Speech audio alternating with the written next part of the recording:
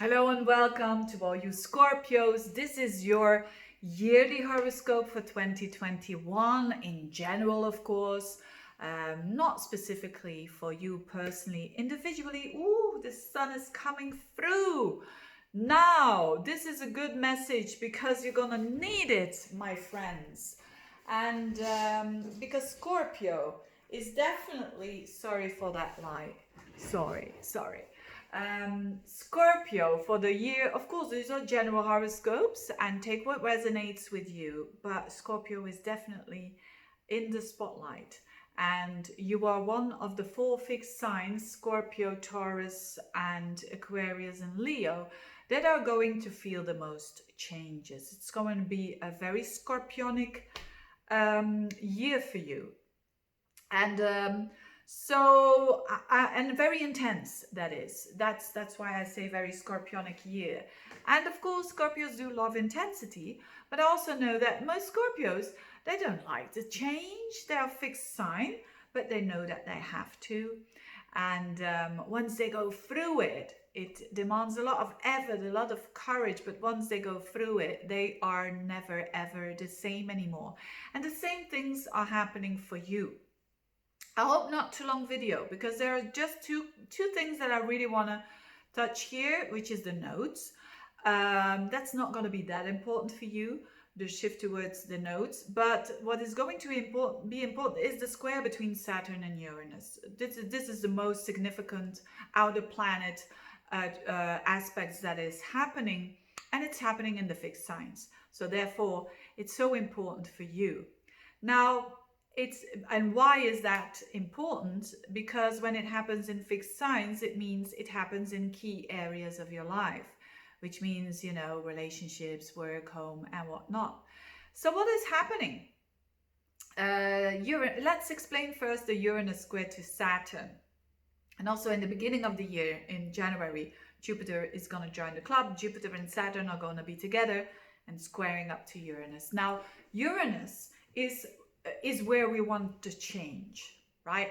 And Uranus is further away. So you could say Uranus is stronger than Saturn is ultimately, because Uranus is further away. It's about change. It's about insight. It's about liberation. It's about sudden events. It's about when you are in a rut and you've got Uranus there, it's not gonna stay same old. That is Uranus. And when you've got it in your 7th house in an opposition to your sign, it means relationships. So there's something about the Scorpio, whether it is you being single or even in a relationship, that you're saying either that other person or you, consciously or unconsciously, you want something different. It doesn't mean to say that you have to hop from one person to another. No, it means I want something new in the relationship. I want something fresh. I want something that is exciting. So it doesn't matter when you have just started a relationship or having a relationship of 20 years. The energy is, I want something new. So when you are single, for instance, I want to get in a relationship. When you are in a relationship, it could mean I want to get out of a relationship. Anyways, that is the sphere of Uranus. But this is connected to Saturn. So you're also having Saturn just entered your 4th house, the house of emotions, the house literally of your house. But I think on a deeper level, it is your emotions, your emotional setup. So Saturn is saying, whoa, be careful here. I want to secure my emotions. I want to secure my present here. I don't want to throw everything away just because I think I want my freedom. So Saturn is very cautious energy.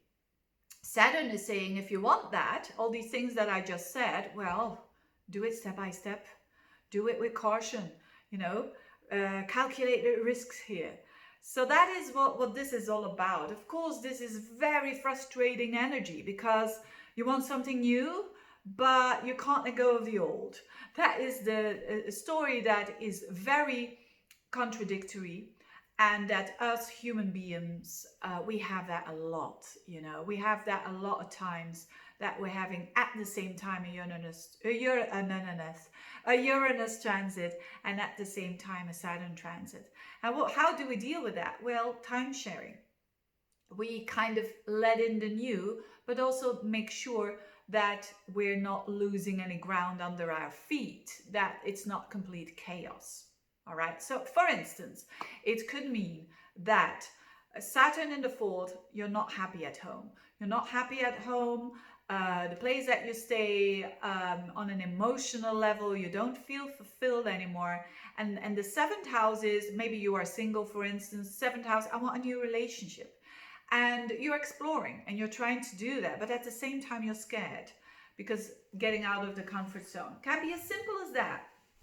When you are in a relationship, it can mean that you want something different. You want something different to happen in the relationship, but of course you have these emotional responsibilities towards the partner that you are with, and especially when you love them. You know, it's all easy when we have very bad relationships and we've got Uranus coming along, off we go. There's something else there. But when Uranus and Saturn are coming at the same time, it means that we are one step in the future and one step in the past, basically. So not easy energy to handle, but I think for Scorpios, they know this, they understand this, and they deal with it. You know, Scorpio is one of the most powerful transformational signs of the horoscope. So they know how to proceed with caution, but also how to make that transformation. So all Scorpios are gonna feel it, but who is gonna feel this the most? When you've got planets between 5 to 6 degrees of Scorpio up until like 14 degrees of Scorpio. And these are the Scorpios who were born around at about the 28th, 29th of October, up until, let's say, the 6th of November. So these Scorpios are going to feel it very, very strongly, that there is definitely something that needs to change. And also in the relationship, the only thing that you can do is trying to change you. Try to take that Uranus, trying to make some little efforts to change your relationship, to put a little bit of a log on the fire, so to speak. If you're always going on a Friday evening out with your girlfriend, boyfriend, spouse, whatever, in the same old restaurant, change it. Go on a Thursday night and into a restaurant you've never done before. Start with something as small as this, and you will be able to go well with this Uranus energy, because you're taking it. You're taking responsibility, and you're not projecting it to someone else, right? Because when you're running away from Uranus, you're gonna attract it in other people. So, and that will be other people who are just unpredictable for you. And that's not something that a Scorpio loves. So yes, but when you are single, this is actually a good time for you. This could be a good time for, especially when you've been fearful for a long time and wanting to protect yourself, or you have a bit of a fear of intimacy there. There could be a breakthrough because someone comes along that catches your eye and that you really, really strongly desire. You know, Scorpio is all about strong desires. And when the desire is a bit more than the fear, then you can go forwards with that. So certainly on a relationship level, some changes. When you are in a relationship, try to change your relationship yourself if you can. And if you are still invested, of course, if you're saying, Veerle, it's more minuses than pluses in my relationships. Of course, yes, this can mean a breakup for sure when it's been going on for a long time. And a breakup that's gonna feel very, you know, because guilt will be involved here with Saturn in your fourth house, you know. But it is what it is. This is only for people who really have this specifically on a personal planet. Now, having said that, so relationship a bit tough there for sure. I'm not talking a lot about career because career houses are not really stimulated unless the South Node is actually in the second house and the North Node in the eighth. So it is actually a time of your life So career, there's nothing really new here, right? If you want to, if you want to express yourself better, there's still this opportunity with Neptune in your fifth house, for sure, to be a bit more compassionate, and opening up your heart there a little bit. But the thing with the nodes is that this North Node in your eighth house can trigger some trust issues. And the eighth house is your house. So the North Node shows, I want to go there. I want to go over there. I want to go to the North Node. And the North Node is about, if you put your focus on that, you get the biggest growth. And this is about trust towards others. So people who've got the North Nodes natally in their eighth house are very not, they don't trust anyone. They don't trust that. And that's, of course, former lives, you know, and they have to learn in this life to trust again. Could be something like that. So there could be a little crisis, hopefully not too big, but a crisis coming up, or something that happens, a situation, and that questions this, that you are forced almost to ask other people for help. You know, whether that is, it doesn't necessarily has to be financial help, it can be emotional support. So my advice is be open for support of other people more than ever. I don't know one Scorpio out there that is loving this. I mean, most of the Scorpios, they are very much people that other people lean on, but not the other way around. It's very difficult. And that has to do with that trust. It has to do with, other people can use it against you, so to speak. But now there could be some circumstances that really force you, that you need to ask for help there, and know that it is good for you. Know that it has to do with your trust into others, also the universe, of course. Easier said than done. But anyway, it's a less being self-sufficient and working always on your own self-sufficiency. You've already dealt with that. You can do that already. But now it's more like being open for help from others. You know, it can be a small thing. Just be open. If someone is making you a cake, and don't dismiss it, say, yeah, okay, eat a cake, you know. Yes, that's very interesting. You know, that in also intimacy. That's Scorpio's crave for intimacy, and intimacy is very much misunderstood, isn't it? I think it's all about sex, just the sex. No, that's lust, and that's a part of it. But intimacy is like body, mind, and soul.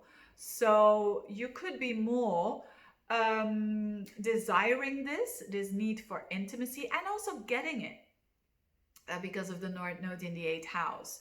So when it comes to relationships, you can attract more Uranian kind of people, which are very much out of the ordinary.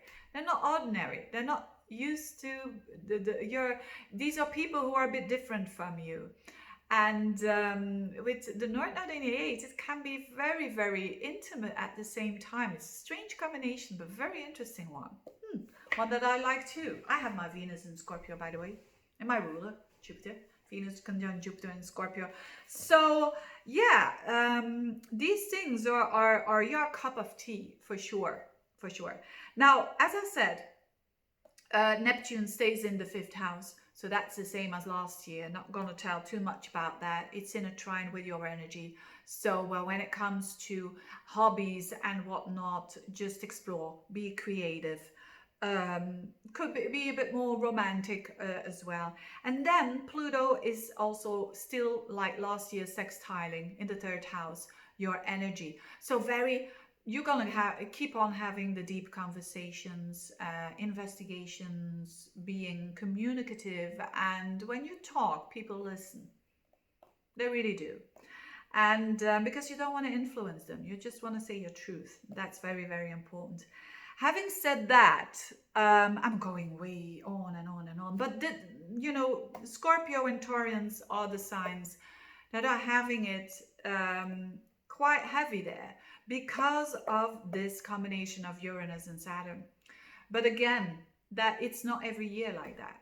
Not every year is a year of big changes. Now, having said that, I wish you a very good year a very strong year, a very nice Uranian Saturnial ride over there. And also Jupiter, of course, in your 4th house. So it's not all doom and gloom of your emotions. It's also finding a lot of meaning in your own emotions. Having said that, all the best to you. See you next time.